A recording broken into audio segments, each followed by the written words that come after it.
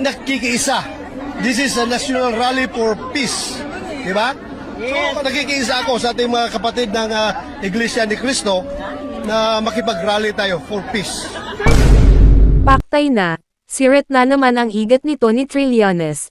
Nalusutin na naman siya at ang intel ng administrasyon, nandyan lang pala siya. I am here not to be endorsed. I am here to join. Bilang isang Pilipino, nakikiisa ako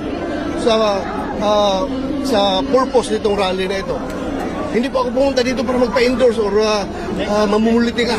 Pumunta ako dito para ipakita ko yung pagkikiisa ko sa ating mga kababayan. Ito hindi lang naman rally na inatinan ng mga membro ng Iglesia ni Cristo.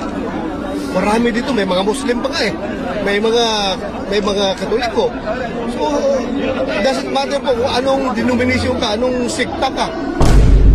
Paano yan? Sino sa mga nandyan ang kakasuhan ng administrasyon? Sino ang sasabihin nila na nagtatago kay Bato? Ubusan ba nilang kasuhan ang lahat ng member ng INC na nandyan?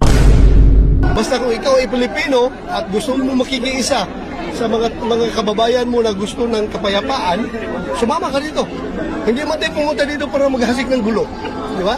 Pumunta tayo dito para gusto natin ma-achieve ang peace. Magkakaisa at tahimik ang bayan.